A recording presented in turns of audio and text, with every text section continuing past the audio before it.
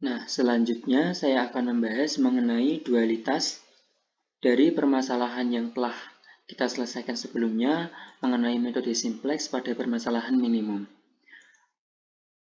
Pada dualitas ini, pada permasalahan awal tadi sebelumnya, ini berarti bentuk primalnya.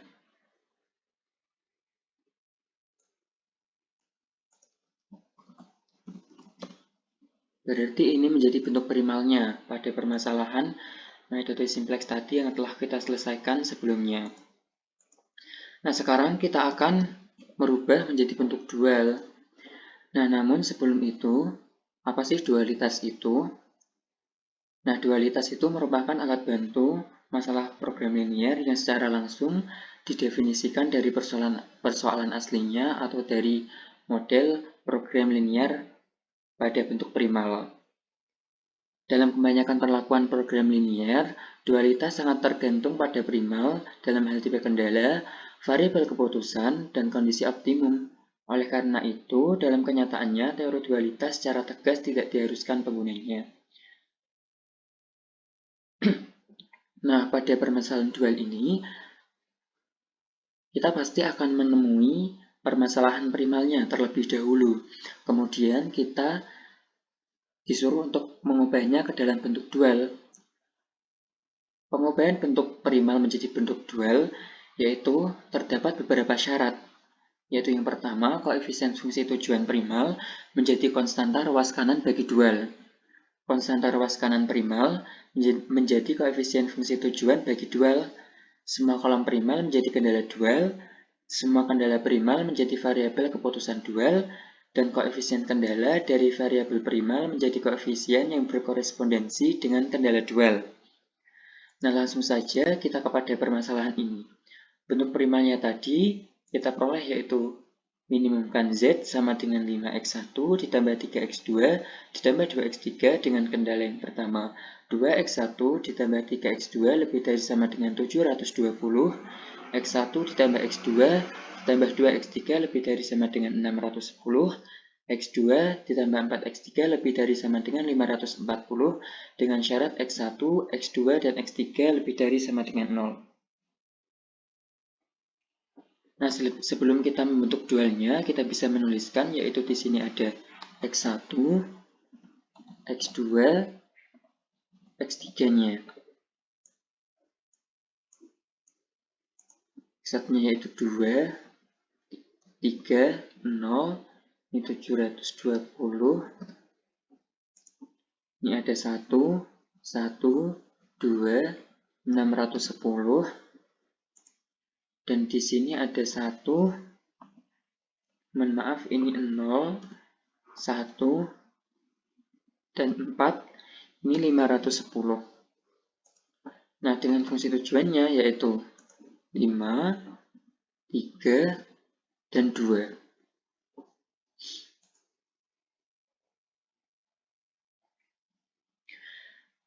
Nah, sekarang kita merubahnya ke dalam bentuk dual. Pada saat primal tadi kita mendapatkan permasalahan minimum, maka pada dualnya itu kita mendapatkan permasalahan maksimum. Sebaliknya juga pada primalnya, jika kita mendapatkan permasalahan maksimum, pada dualnya kita mendapatkan permasalahan minimum. Nah, dengan syarat tadi, yaitu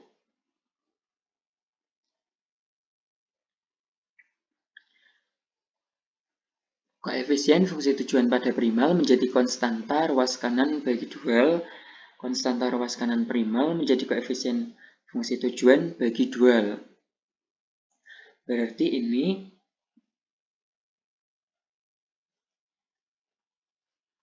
yaitu 720 720Y1 ditambah 610Y2 ditambah 540Y3. Dengan fungsi kendalanya kita bisa lihat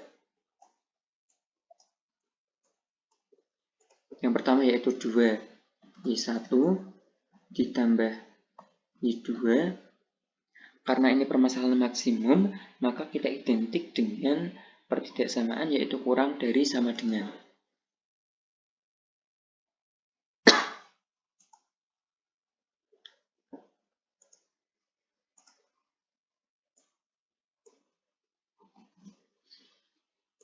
kurang dari sama dengan 5. Kemudian yang kedua, 3Y1 ditambah Y2 ditambah Y3 kurang dari sama dengan 3. Kemudian Y2 ditambah 4Y3 kurang dari sama dengan 2. Kita cek pada permasalahan dual, itu berubah menjadi maksimum kan 720Y1 tambah 610Y2 ditambah 540Y3 dengan kendala 2Y1 ditambah Y2 kurang dari sama dengan 5. 3Y1 ditambah Y2 ditambah Y3 kurang dari sama dengan 3. Dan Y2 ditambah 4Y3 kurang dari sama dengan 2. Mohon maaf, ini 2Y2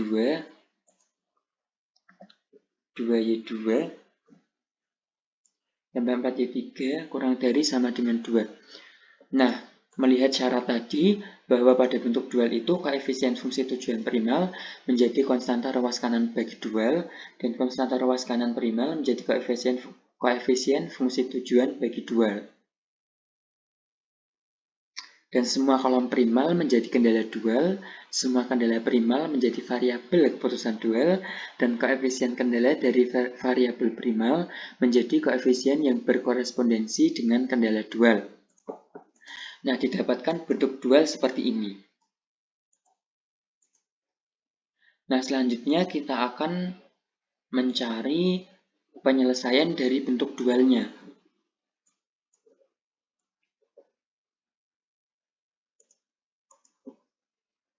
Pada bentuk primalnya ini bisa kita copy.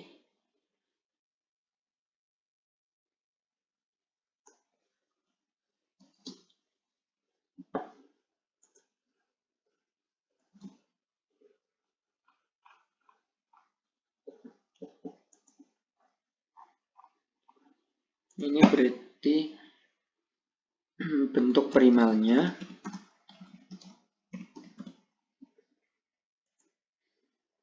Nah, untuk dualnya ini seperti ini. Kita bisa kopikan. Bisa di sini. Dual.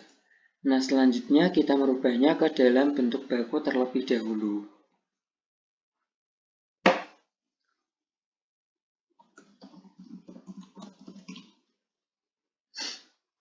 Bentuk baku, yaitu pada fungsi kendalanya terlebih dahulu.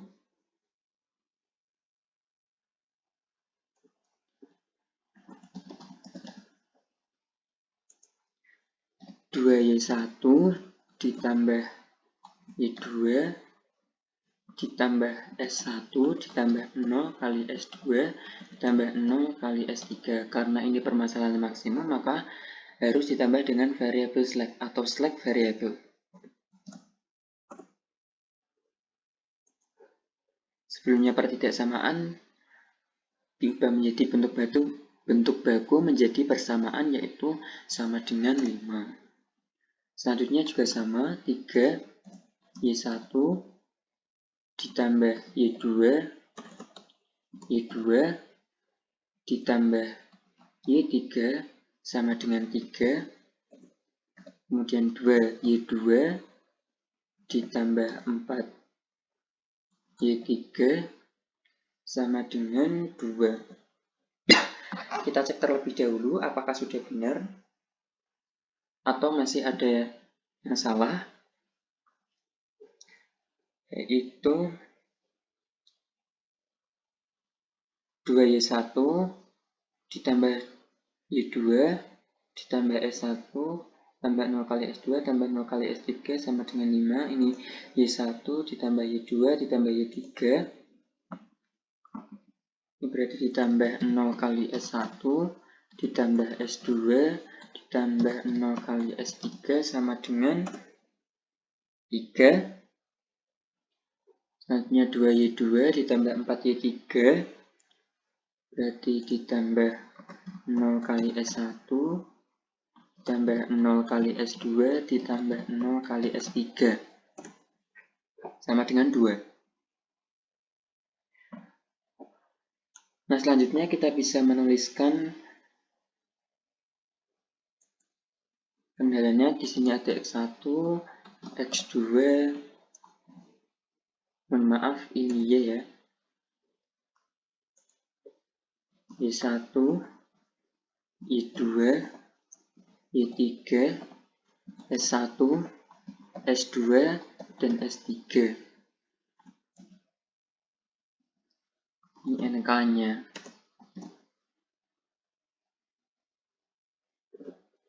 Di sini ada 2, 1, 0, 1, 0, 0, 5. Di sini ada 3, 1, 1, 0, 1, 0, 3. Di sini ada 2, 4, 0, 0. Mohon maaf, di sini ada kesalahan. Di satunya 0, 2-nya 2, 3-nya 4, satunya 0, S2-nya 0, S3-nya 1, ini 2. Nah, kita cek terlebih dahulu.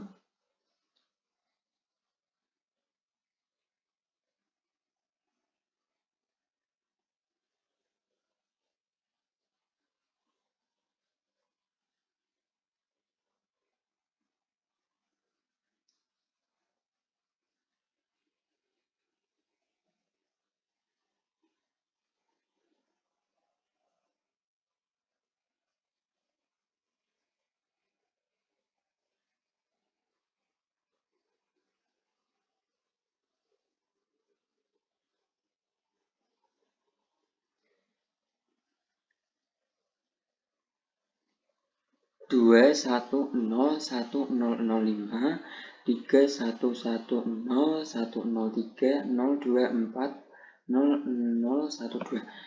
Nah, kalau sudah benar, kita mencari tabel awalnya.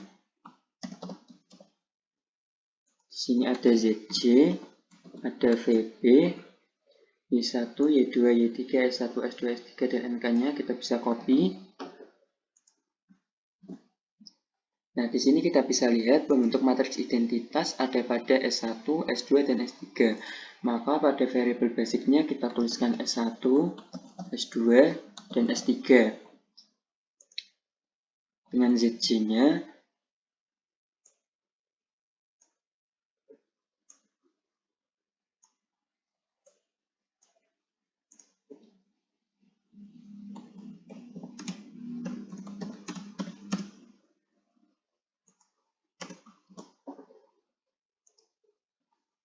yaitu 720 Y1 ditambah 610 Y2 ditambah 540 Y3 ditambah 0 kali S1 ditambah 0 kali S2 ditambah 0 kali S3.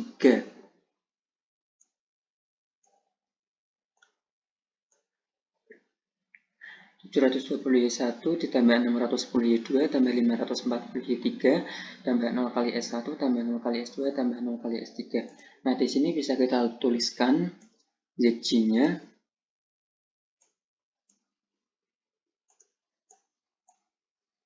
yaitu ada 720, 610, 540, 0, 0, 0. Kemudian kita mencari ZJ-nya. Sebelum itu kita harus menuliskan nilai dari ZJ, dari S1, S2, dan S3. Dan ini semua sama bernilai 0. Nah, kita mencari ZJ-nya sama seperti tadi, yaitu 2 dikali 0. Ini kita F4 kan karena konstan untuk mengalihkan semua bilangan yang ada. Tambah 3 dikali 0. Ini kita F4 kan ditambah 0 dikali 0. Ini kita F4 kan. Tinggal kita tarik. Selanjutnya kita mencari CC min ZC-nya. Itu sama dengan 0 dikurangi 720. Tinggal tarik. Nah, pada tabel awal ini kita belum mendapatkan nilai yang optimal karena pada baris CC min ZC-nya masih ada yang bernilai negatif. Maka selanjutnya kita memilih bilangan negatif yang terkecil, ada di min 720. Negatif 720 berarti ini menjadi kolom kuncinya. Selanjutnya kita mencari rasio untuk menentukan baris kuncinya.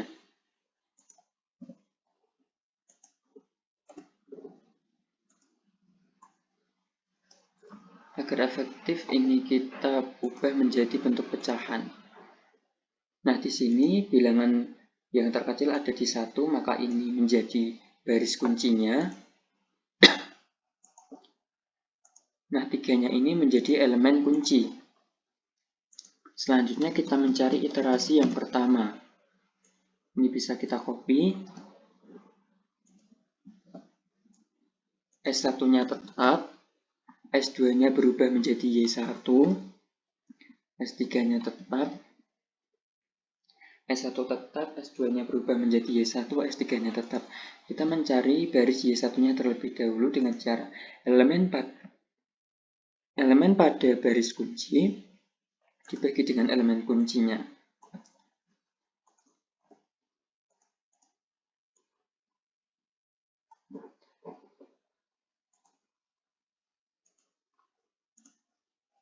Selanjutnya kita mencari baris S1, yaitu elemen pada baris lama dikurangi elemen kunci pada baris lama yang bersesuaian dikali elemen pada baris baru. Tinggal kita tarik. Selanjutnya kita mencari baris S3, yaitu elemen pada baris lama dikurangi elemen kunci pada baris lama yang bersesuaian dikali elemen pada baris baru. Nah, ZC-nya ini sama, bisa kita copy. Selanjutnya mencari CC-nya. Nilai ZC dari S1 yaitu 0, Y1-nya 720, dan S3-nya itu 0. Kita bisa mencari CC-nya 0 dikali 0 ditambah 1 dikali 720 ditambah 0 dikali 0.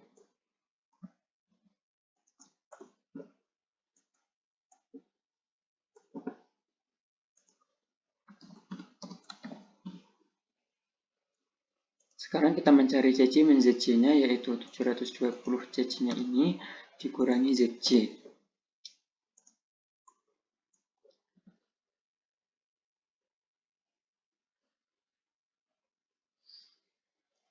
Nah, pada iterasi 1 kita juga belum menemukan nilai optimalnya karena masih ada pada baris CC min ZC-nya yang bernilai negatif, maka kita pilih bilangan negatif terkecil, yaitu negatif 370, berarti ini menjadi kolom kunci. Sekarang kita mencari rasio untuk menentukan baris kuncinya.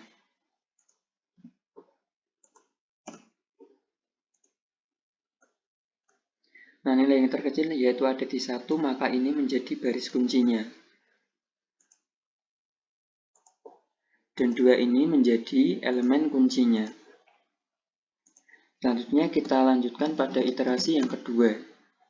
Ini bisa kita copy.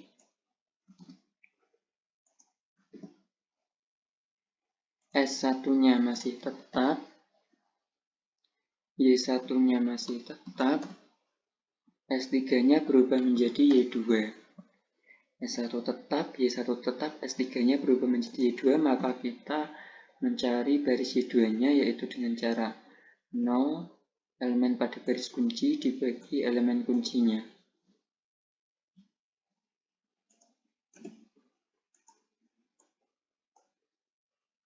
Selanjutnya kita mencari S1-nya yaitu elemen pada baris lama dikurangi elemen kunci pada baris lama yang bersesuaian dikali elemen pada baris yang baru.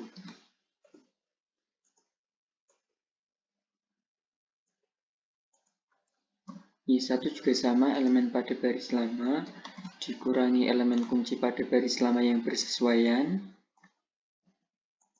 dikali dengan elemen baris baru.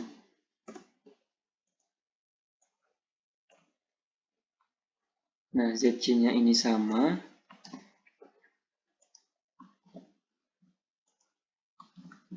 Sekarang kita mencari ZJ. Nilai ZJ dari S1-nya itu 0.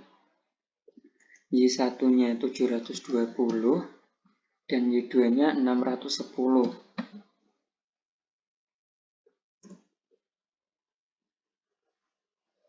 Selanjutnya kita bisa mencari ZJ-nya.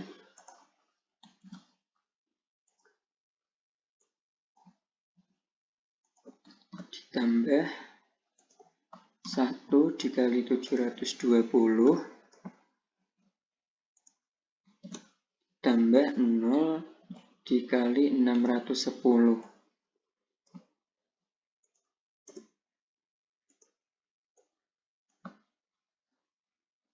Sekarang kita mencari ZJ min ZJ-nya.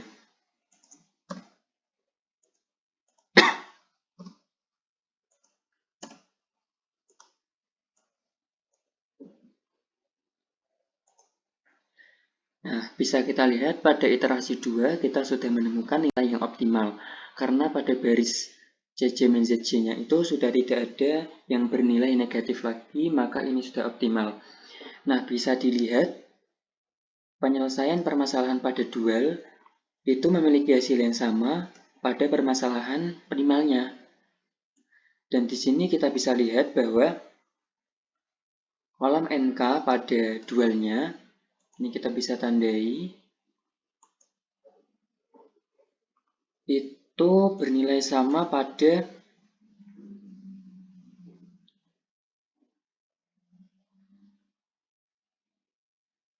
baris CJ min ZJ pada baris primalnya.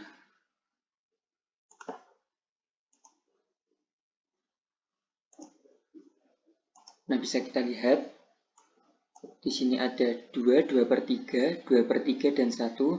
Nah, ini sama, yaitu 2, 2 per 3, 2 per 3 dan 1. Nah, selanjutnya pada baris CJ min ZJ pada permasalahan dual itu 440.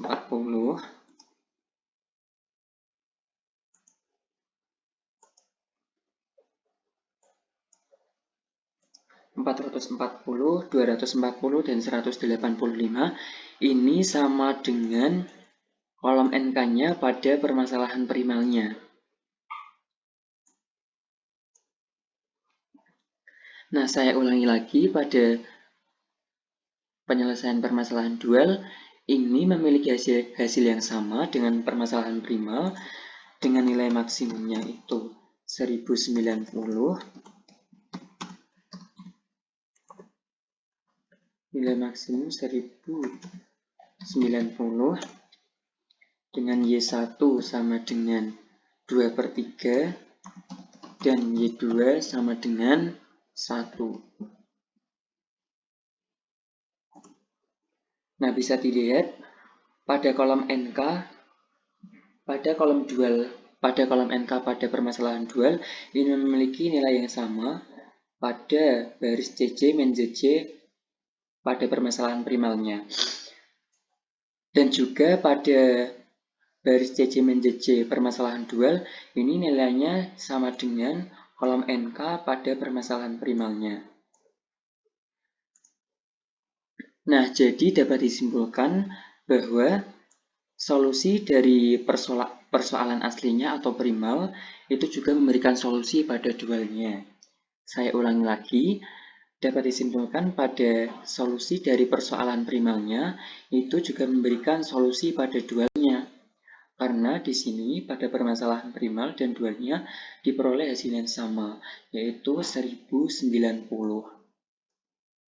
Nah, pada kasus ini, pada kasus primal dan dualnya, ini tidak teridentifikasi kasus kemerosotan, karena ruas kanan pada fungsi kendalinya itu tidak ada yang bernilai 0. Nah, syarat dari kemerosotan tersendiri itu pada ruas kanan fungsi kendala itu salah satunya ada yang bernilai 0, maka hal itu teridentifikasi sebagai kasus kemerosotan. Nah, pada kasus ini, pada bentuk primal maupun dualnya, ini tidak teridentifikasi kasus kemerosotan, karena pada fungsi kendalanya, pada ruas kanannya tidak ada yang bernilai 0. Nah, dari sini, pada kasus primal dan dualnya, tidak teridentifikasi kasus kemerosotan karena pada ruas kanan fungsi tujuannya tidak ada yang bernilai 0.